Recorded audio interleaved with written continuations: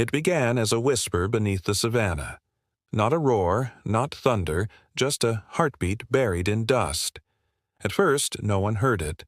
Only the seismographs noticed. Tiny, rhythmic tremors repeating every few minutes. They were too regular for tectonic drift, too alive for coincidence. Across Kenya's vast open plains, something extraordinary was happening. Elephants started to move in perfect rhythm. Herds separated by hundreds of miles, yet synchronized as if led by an unseen drum. A matriarch would raise her trunk at dusk, and somewhere beyond the horizon, another herd did the same. When one pressed its powerful foot into the soil, another answered, a ripple traveling through the earth, like a conversation between continents. Rangers called it instinct. Geologists called it interference. But no one could explain why entire herds had begun walking in perfect geometric paths, spirals, circles, and lines that seemed to mirror magnetic patterns deep beneath the planet's crust. Then came the recordings. A team of bioacousticians, monitoring lion territories near Tsavo, picked up vibrations that didn't match any known animal pattern.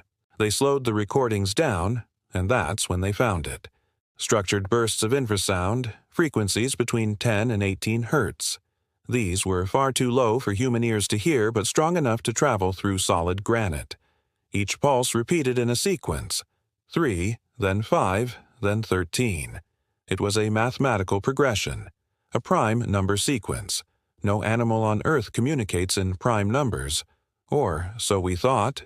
For centuries, we believed elephants simply rumbled, making deep calls to mark their territory, warn their young, or mourn their dead. But we now know that under the right soil conditions, those calls can travel over 10 miles, bending through layers of rock like slow-motion sonar. It's a language built not on sound, but on vibration. To an elephant, the ground isn't silent. It's alive, a resonant map of pressure, rhythm, and memory. Every footstep, every drop of rain, every tremor from distant thunder becomes part of an endless conversation happening right beneath our feet. And then we interrupted it. Human activity became a deafening roar. Deforestation carved huge gaps in ancient migration routes. Mining detonations cracked the soil's sensitive acoustic channels. Oil drills filled the Earth's crust with a relentless mechanical heartbeat. To an elephant, the ground that once sang now screamed, a constant metallic drone between 12 and 20 hertz, exactly within their communication band. Imagine trying to speak to your family across a crowded room, only to have your voices drowned out by static. Now imagine that room is miles wide, and the static is the groan of dying stone. So they adapted. Evolution doesn't always wait millions of years when survival is at stake. Sometimes it happens in the living, through behavior, through rhythm. At first, rangers noticed something small. Herds would pause just before earthquakes. Minutes, sometimes hours in advance, they'd stop moving, lift their trunks, and rumble in perfect unison.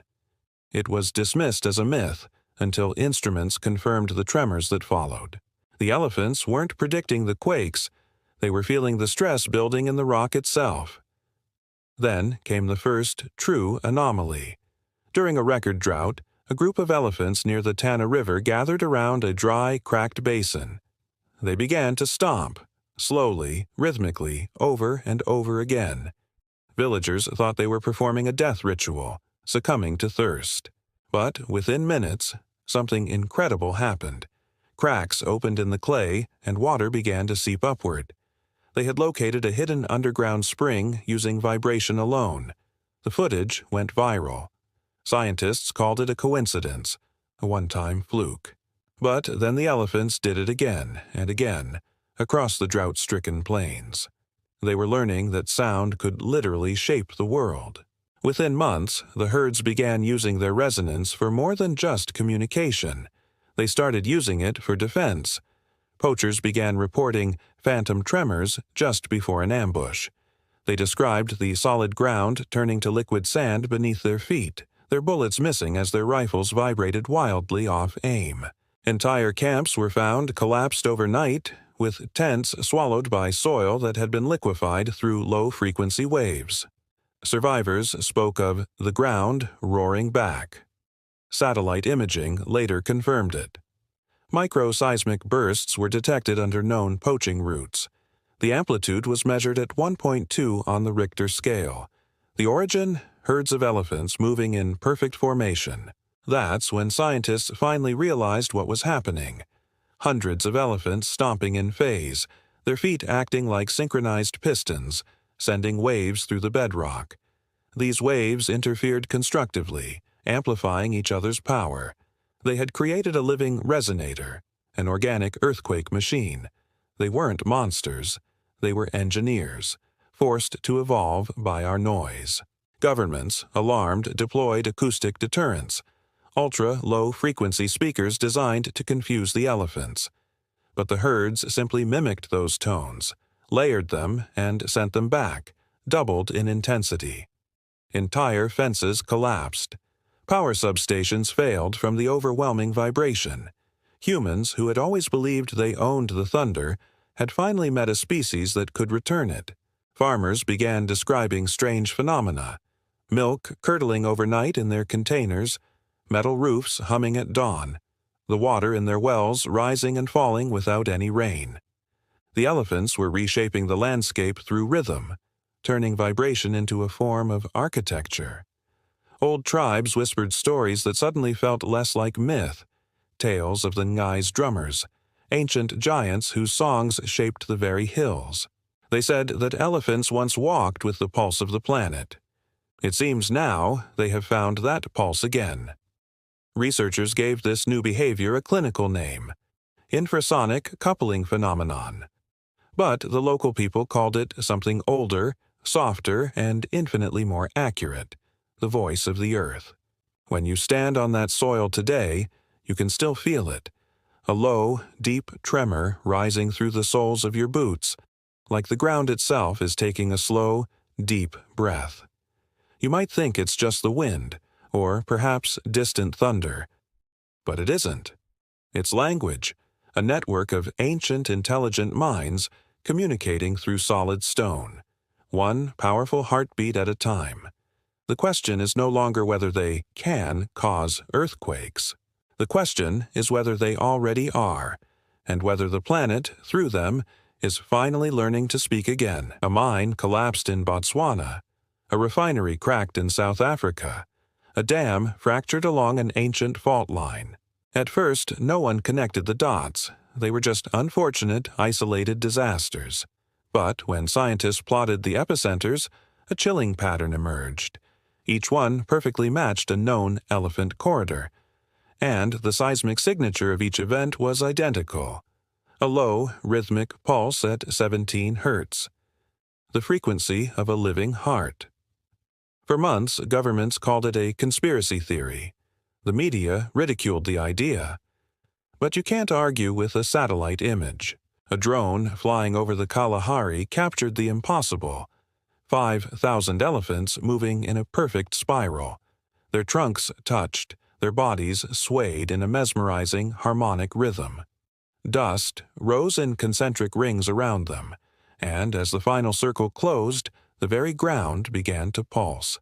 30 kilometers away, steel towers bent like reeds in the wind. Then, silence. The mine that had stood there for decades was gone, replaced by a crater of liquefied stone. The elephants weren't running from us anymore. They were answering us. The scientific community was in an uproar. How was this possible? It turns out each elephant footstep exerts about 6,000 newtons of pressure. Now multiply that by thousands of bodies moving in perfect synchrony, over sedimentary rock that naturally amplifies vibrations. The result isn't just a stampede, it's a resonance weapon, a natural feedback loop capable of matching and amplifying tectonic tension. But this wasn't an act of aggression. It was a correction. For decades, our mining explosions, our sonic surveys, our constant industrial hum had been screaming into their world, blinding the infrasound they used to communicate across vast distances.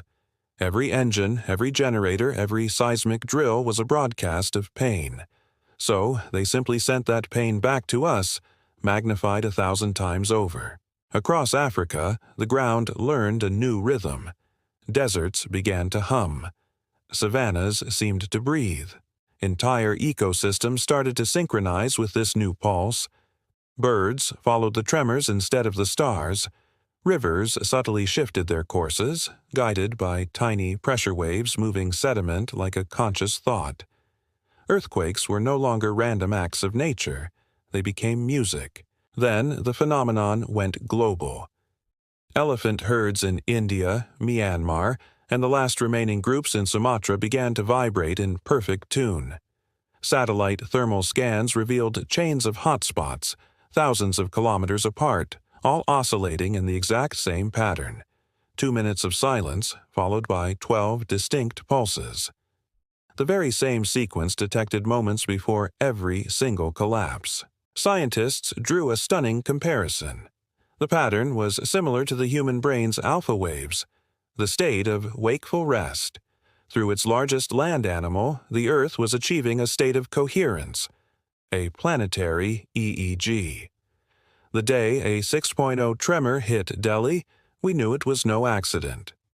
Seismic sensors picked up a double peak, one geological from the fault line and one biological from the elephants. They had learned to synchronize with the Earth's own stress points. By reinforcing that stress with precise rhythm, they could direct the energy. They could bend crustal plates. They could prevent a catastrophic release, or they could cause one. They had become the planet's regulators, its heartbeat and its hands. Our first reaction, of course, was to fight back. The military deployed low-frequency scatter cannons designed to break their resonance. It was a catastrophic failure. The elephants adapted instantly, mirroring every counter-frequency until the feedback loop shattered the speakers and liquefied the ground beneath entire convoys. So we tried a different approach. Silence. Cities declared silent hours. Engines shut down from midnight to dawn. Airports replaced runway beacons with vibration-dampening foam. We tried to starve them of the noise they were mirroring, but the tremors didn't stop. They only grew more precise, more intricate. And then the first message appeared, not in words, but in geometry. Aerial imagery of the Namib Desert showed new ridges forming in the sand, perfectly parallel lines like giant fingerprints. Each ridge pulsed exactly once per minute. When scientists converted that pattern into a spectrogram and compressed it, they heard a sound, a deep, slow rhythm, followed by intervals that perfectly matched the resting heartbeat of a human being. It wasn't a threat, it was mimicry, it was an invitation. They were calling us back into the rhythm of the world. Humanity fractured. Some saw it as divine judgment, others as salvation. People started gathering in the ruins of collapsed quarries, barefoot, just to feel the hum of the earth beneath them. And slowly, fear began to transform into awe. The quakes weren't killing anymore. They were shaping. In the Great Rift Valley, the energy from collapsed dams was rerouted to carve out new basins, and flooded plains bloomed with life that hadn't been seen in decades. Carbon release from sealed-off mining sites halted completely. The planet actually began to cool. When we mapped the destruction, we saw the patterns were deliberate. The fractures connected fault lines and spirals that mirrored ancient elephant migratory routes, as if they were rewriting the planet's own veins, healing it from the inside out. 10 years later, human civilization is unrecognizable. Our cities are rebuilt on floating, acoustic-neutral foundations. Our factories run on silent magnetic drives. The world became quiet again. No engines, no drilling, no thunder that wasn't earned by a storm. And in that silence, the elephants began to change. Their bones grew denser. Their skulls expanded, forming new sinus cavities tuned for deeper, more powerful vibrations. Calves learned to feel resonance before they even learned to walk. Geologists stopped calling them animals. They started calling them the Earth's speakers. They don't need us, but they didn't destroy us. We became observers. the only species permitted to live on the surface of a planet that had woken up, a planet that now had its own nervous system. If you stand on the plains at dusk today, you can feel it through the soles of your shoes. A deep, patient pulse that rises, fades, and returns. The rhythm of continents breathing. The quiet memory of a world that was once ours and that we never deserved to keep. Because in the end, the elephants didn't make war. They made balance, and in doing so, they taught a loud, arrogant species how to finally listen. When the ground trembles now, we no longer run for our lives. We kneel, and we wait for the heartbeat of the earth to pass beneath us, like a wave of forgiveness. Thank you so much for watching. If this story made you think, please consider hitting that like button and subscribing for more explorations into the what-ifs of our world. We'll see you in the next one. Stay curious.